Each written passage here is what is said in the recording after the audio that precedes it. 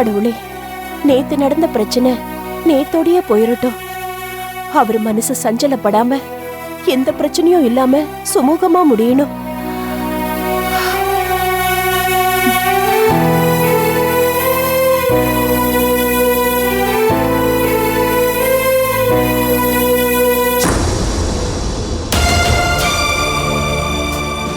எங்க இங்க படுத்திருந்தவரை ஆளை காணோம்.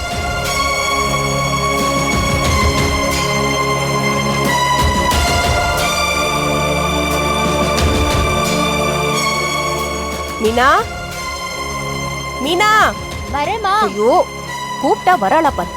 கொஞ்சம் சீக்கிரம் வாமா. என்னம்மா? ஏய், நீ உங்க அப்பாவை பாத்தியா? இல்லையம்மா. இல்ல, ரூம்ல காணோம். காலையில 5 மணிக்கு நான் வாசத்தலைக்கு போனப்ப கதவு திறந்துதான் இருந்துச்சு. நீதான் வெளியே போப்பறிக்க போயிருப்பியோன்னு நினைச்சேன். நேத்து நடந்த பிரச்சனையில நான் கொஞ்சம் அசந்து தூங்கிட்டேன்டி. ஆனா நான் அப்பாவை பார்க்கலம்மா. நீ எங்கடா போயிட்டு வர?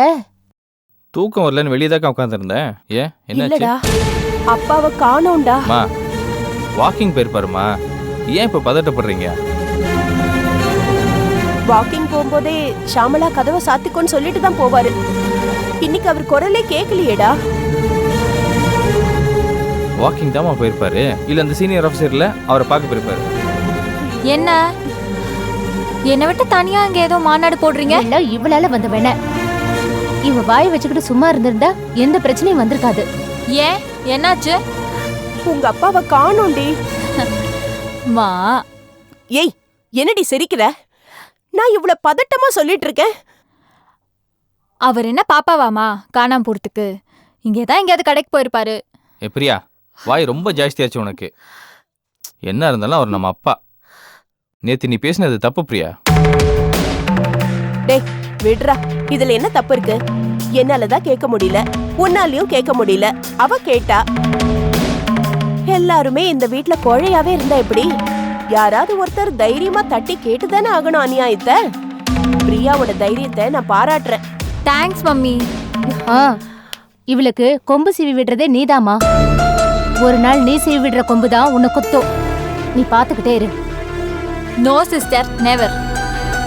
டேய் சொல்லுடா, இப்ப என்னடா பண்றது? எனக்கு படபடன்னு மயக்கமே வருதுடா. டென்ஷன் ஆகாதீங்கம்மா. வாக்கிங் இல்லைன்னா மார்க்கெட் போயிருப்பாரு, இப்ப வந்துருவாரு. நான் போய் குளிச்சுட்டு வெளியே போயிட்டு வந்துடுறேன். அடுப்புல பருப்பு வந்துட்டு இருக்கு, நான் போய் பாக்குறேன். எனக்கு கூட படிக்கிற வேலை நிறைய இருக்கு, நானும் போய் படிக்கிறேன்.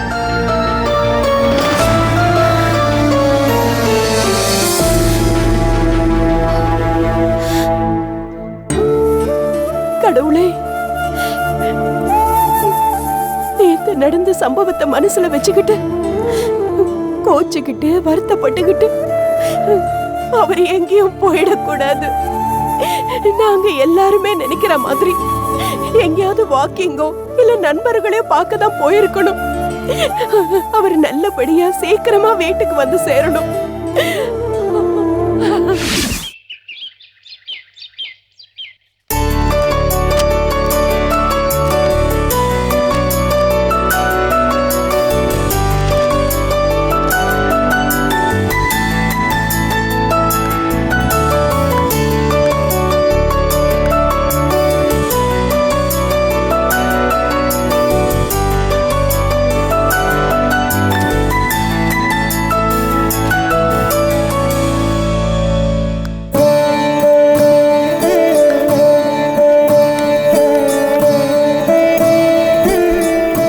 ஹாப்பி பர்த்டேண்ணே.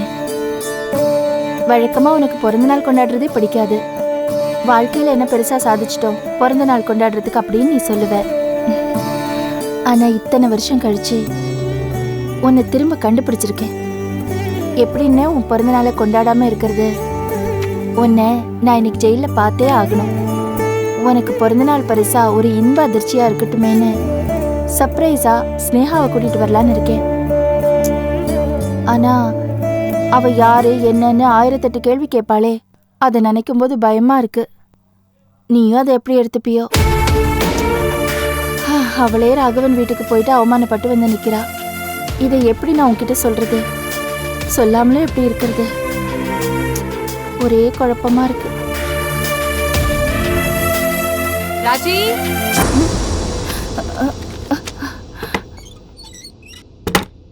ராஜி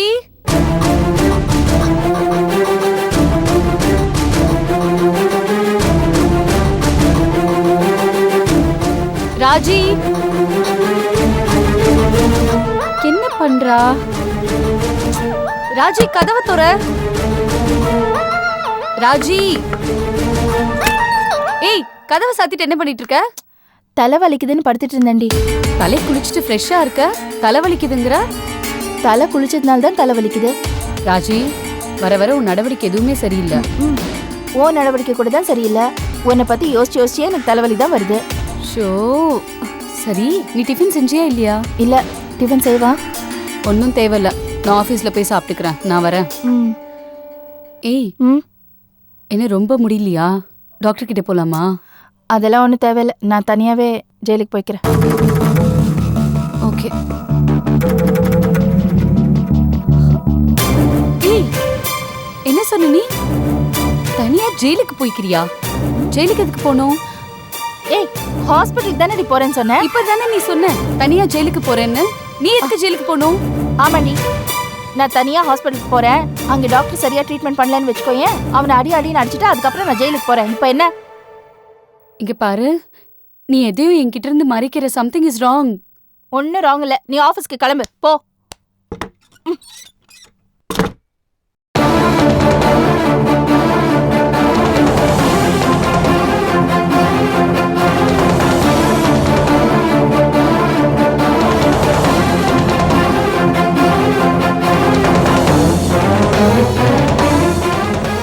ஹாஸ்பிட்டலுங்கிறா, ஜெயிலுங்கிறா. கண்டுபிடிக்கிறேன்.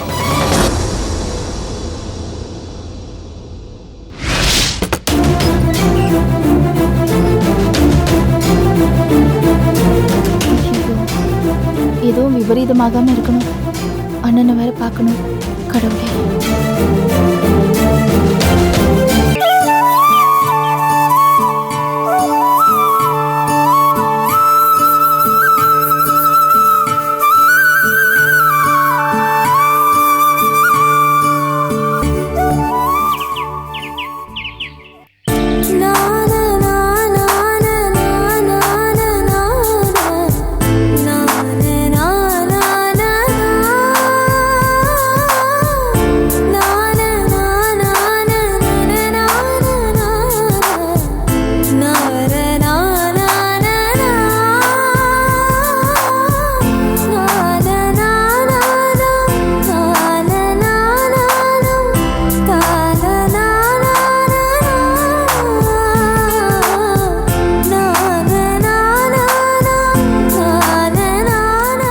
எப்போ வந்த?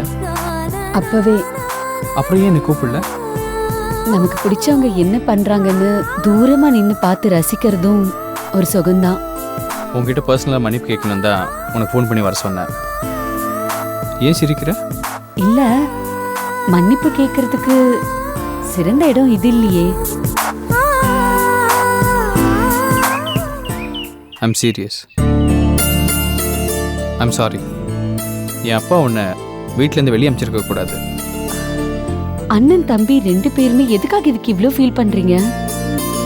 நான் உங்க வீட்டை விட்டு தானே போனேன், உங்க மனசை விட்டு இல்லையே. அனாவசியமா ராஜி மேல இந்த கோவத்தை அப்பா உன் மேல காமிச்சிட்டாரு. நீ எந்த தப்பும் பண்ணல. அப்பா தான் அநாகரிகமாக நடந்துக்கிட்டாரு. அவருக்கு மகனா பிறந்ததுக்கு ஃபர்ஸ்ட் டைம் வைக்கப்படுறேன். இப்படி பேசாதீங்க டிகே. எனக்கு அப்பாங்கிற உறவே கிடையாது. அதனால பசங்க அப்பாவை திட்டினா அது எனக்கு தான் வலிக்கும். அதில் ஸ்னேகா, இது எங்க குடும்ப பிரச்சனை. கடைசியில் நீ பலியாயிட்ட. ஐயோ, அப்படிலாம் எதுவுமே இல்லை. உங்க அப்பாவோட கேரக்டர் பத்தி நீங்க எல்லாருமே சொல்லி எனக்கு ஓரளவுக்கு தெரியும். அதனால எனக்கு மினிமம் ஷாக் தான். ஆனா முதல் சந்திப்பே இவ்ளோ ரணகலம் ஆயிடுச்சுன்னு தான் கொஞ்சம் வருத்தமா இருக்கு. நீ போனதுக்கு அப்புறம் வீட்டில் பெரிய பிரச்சனை. பிரியா எல்லா உண்மையை போட்டு உடைச்சிட்டா. அப்பாவை ரொம்ப அசிங்கப்படுத்திட்டா. ஐயோ, என்ன சொல்றீங்க? உங்க எல்லாருக்கும் தெரியாம அவர் ஃபிக்ஸ்ட் டெபாசிட் போட்டது அதையும் உடைச்சிட்டாளா? அது மட்டும் இல்ல, நீ அவளுக்கு 30,000 ஃபீஸ் கட்டினல, அதையும் சேர்த்து சொல்லிட்டா. ஐயோ, சரியான ஓட்டவாய் பிரியா. நமக்குள்ள எந்த ஒளிவு மறைவும் இல்லைன்னு நான் இத்தனை நாளாக நினச்சிட்டு இருந்தேன். ஆனால் எனக்கே தெரியாமல் உனக்குள்ள சில ரகசியம் இருக்குல்ல, ஏன் அதிர்ச்சியா இருக்கா? வருத்தமாக இருக்கு. ஏன்? அது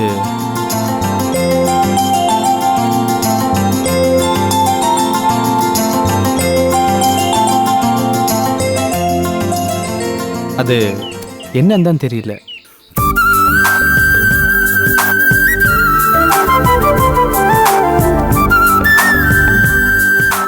அது புரியாத பிரியம் பிரியும் போதுதான் புரியும். என்னது பிரியம்? புரியலையே. Golden words R not repeated.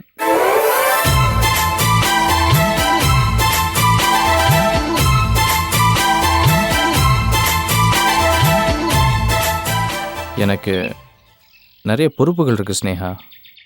இந்த உலகத்தில் இந்த வயசில் கிடைக்க வேண்டிய சில சலுகைகள் எனக்கு இல்லை. நான் என்ன சொல்ல வரேன்னு உனக்கு புரியும். சில சமயம் நான் மக்கு பிளாஸ்திரி, வேகாத வெண்டைக்காய்.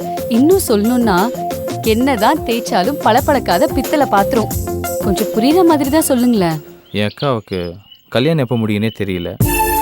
அதை முடிக்கிறதுக்குள்ளே பெரிய கல்யாணத்துக்கு ரெடி ஆகிடுவா. கடனை வாங்கி கடன் அடைக்கணும். அதுக்குள்ளே என் வாழ்க்கையில் 10 வருஷம் போயிடும். வாழ்க்கைன்ற பஸ் ஸ்டாப்பில் யாராவது வந்து துவாரகேஷ்ன்ற பஸ்ஸு காத்திருந்தா அது வேஸ்ட்டு. அந்த பஸ்ஸு வராமலே போயிடும்னு நான் சொல்ல வரேன். என்கிட்ட தான் 2 வீலர் இருக்கே. துவாரகேஷுங்கிற பஸ்ஸுக்காக நான் எதுக்கு வெயிட் பண்ணணும்? என்னோட 2 வீலர்லேயே லிஃப்ட் கொடுக்கலாமே.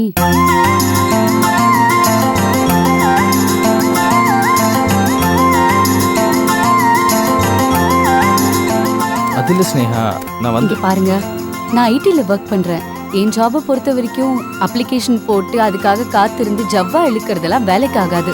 என்னை பொறுத்த வரைக்கும் கண்ட்ரோல் கொடுத்து ஷிஃப்ட் பட்டன் அமுக்கி அந்தந்த கீ அடிச்சு ஷார்ட்கட் ரூட்டை பிடிச்சி வேணுங்கிறத என்டர் பண்ணி வேணாங்கிறத டெலீட் பண்ணி ரெஃப்ரெஷ் பட்டன் அமுக்கி போயிட்டே இருக்கணும். ஸோ ஷார்ட் அண்ட் ஸ்வீட்டா நான் உங்ககிட்ட ஒன்று கேட்பேன். என்ன? என் மனசுல நீ இருக்க, உன் மனசுல நான் இருக்கேன். ஏன் நீ நாமா மாறக்கூடாது? எனக்கு அப்பா கிடையாது, உறவுகள் கிடையாது. அத்தைக்கும் வயசாயிடுச்சு. இப்பெல்லாம் என் கூட சண்டை போட்டா அவங்களுக்கு மூச்சு வாங்குது. எனக்கு நிறைய உறவுகள் இருக்கிற குடும்பம் வேணும் டிகே. நான் அன்புக்காக, பாசத்துக்காக, உறவுகளுக்காக ஏங்குறேன் டிகே. என்னை பிரிச்சா 7 வண்ணங்கள் காட்டுற வானவில்னா. என்னை சுத்தி நிறைய சொந்தங்கள் இருக்கணும்னு நினைக்கிறேன். வீடு நிறைய பேச்சு சத்தம் கேட்டுக்கிட்டே இருக்கணும்னு ஆசைப்படுறேன். அத்தை, மாமனார், நாத்தனார், மச்சினர்னு நிறைய உறவுகளோட வாழணும். அவங்களோட சிரிச்சு பேசி சண்டை போட்டு அவங்க கூடவே வாழணும்னு நினைக்கிறேன் decay. I actually don't want to be a solo violin. I want to be an orchestra. அதனாலதான் உன் குடும்பம் எனக்கு பிடிச்சிருக்கு. 1000 தான் சண்டை போட்டாலும் அடுத்த நிமிஷமே இறுக்கி அணைச்சிக்கிற குடுப்பனை உங்க குடும்பத்துல இருக்கு. எனக்கும் அது வேணும். அந்த உறவுகளோட கதகதப்பு வேணும். அதனாலதான் உங்க அப்பா நேத்து என்னை திட்டி அவமானப்படுத்தினா கூட அதை நான் ஒரு பொருட்டாவே எடுத்துக்கல, பாராட்டாதான் எடுத்துக்கிட்டேன். ஸ்னேகா, என் ஆசையை நீ நிறைவேற்றுவியா? சொல்லுடிக்கே. உன் குடும்பத்துக்குள்ள என்னை கூட்டு குடும்பமா சந்தோஷமா வாழ விடுவியா? என்னை புரிஞ்சுப்பியா? I love you Sneha. I love you.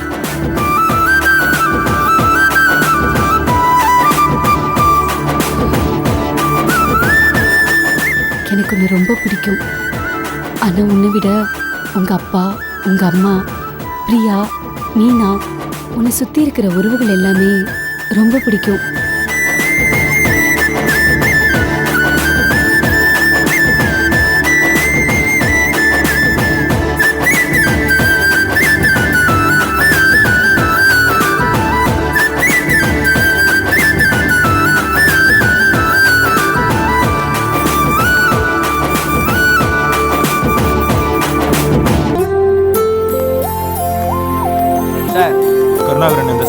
Result தான் சார்.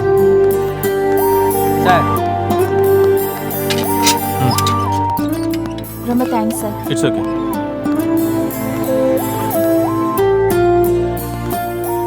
வாம்மா ராஜி.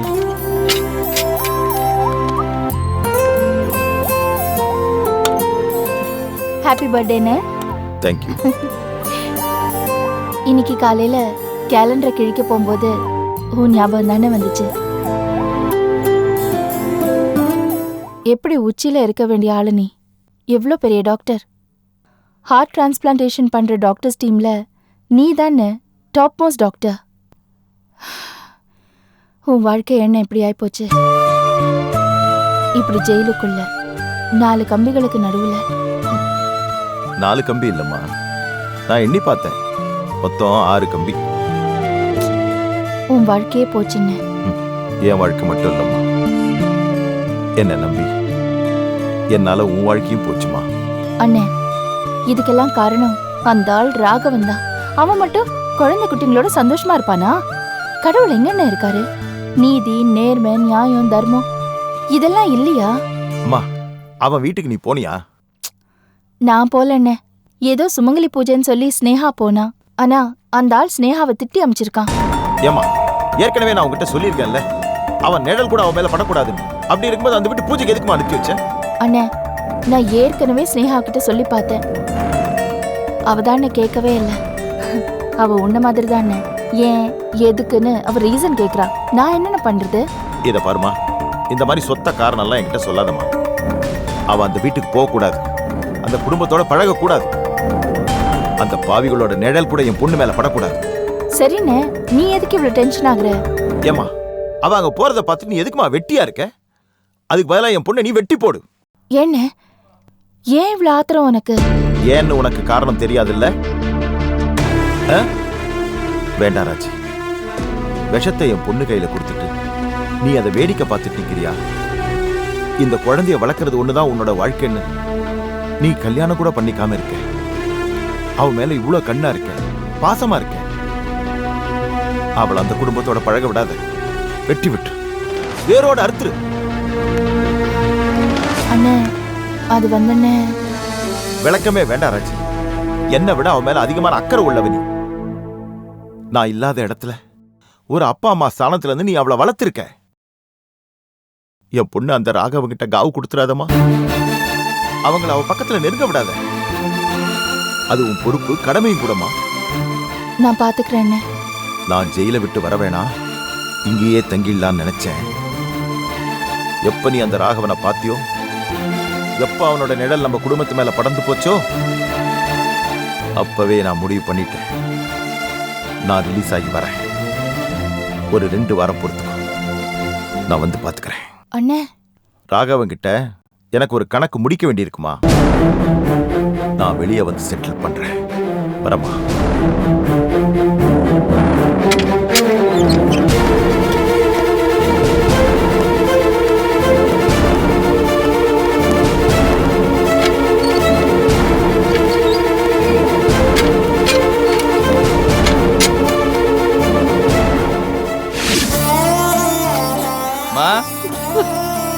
அம்மா, என்னம்மா, ஏதோ தகவல் கிடைச்சதா? இல்லடா, திருப்பி ஃபோன் பண்ணீங்களா? சுவிட்ச் ஆஃப் பண்ணி வருதுடா. அம்மா, சரியா சிக்னல் கிடைக்கலனா சுவிட்ச் ஆஃப் தான் வருமா. மறுபடியும் ட்ரை பண்ணி பாருமா. நான் 10 முறை ட்ரை பண்ணி பார்த்துட்டேன். அப்ப நிஜமாவே அப்பாவை காணுமா? வாக்கிங்க்கு போயிருந்தாலும் இந்நேரம் பசி எடுத்து வீட்டுக்கு வந்திருப்பாரு. வெளியிலயும் எங்கேயும் சாப்பிட மாட்டாரு. காசு காசுன்னு இப்படி காசுக்கே கணக்கு பாப்பாரு மனுஷன். அம்மா, அவர் ஃப்ரெண்டு வீட்டுக்கு எங்கேயாவது போயிருப்பாருமா. ஏய், அங்க போனாலும் போனை ஏண்டி அவர் ஸ்விட்ச் ஆஃப் பண்ணணும்? சரி, ஒரு நிமிஷம் இரு.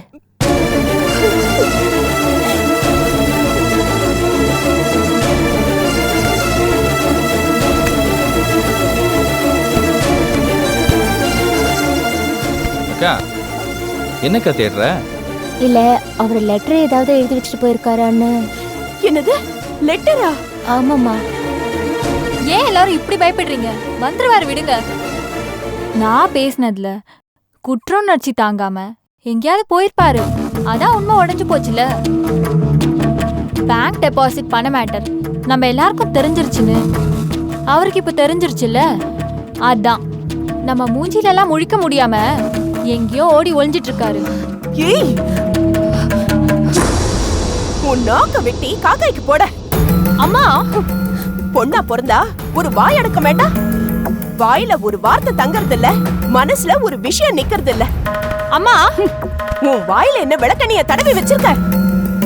ஒரு வார்த்தை உன் வாயில நிக்க மாட்டேங்குதே. என்னம்மா இப்படி என்ன திட்டிட்டு இருக்க? திட்டாம உன்னை என்ன எடுத்து கொஞ்சுவாங்களா? உன்னாலதான் இங்க எப்பவுமே பிரச்சனையா இருக்கு. 2 மணி நேரத்துக்கு முன்னாடி இந்த வீட்லயே தைரியசாலி பொண்ணு பிரியா தான் சொல்லிட்டு இருந்தா. அது அப்போ அப்பா திரும்பி வந்துருவாருங்கிற நம்பிக்கையில சொன்ன.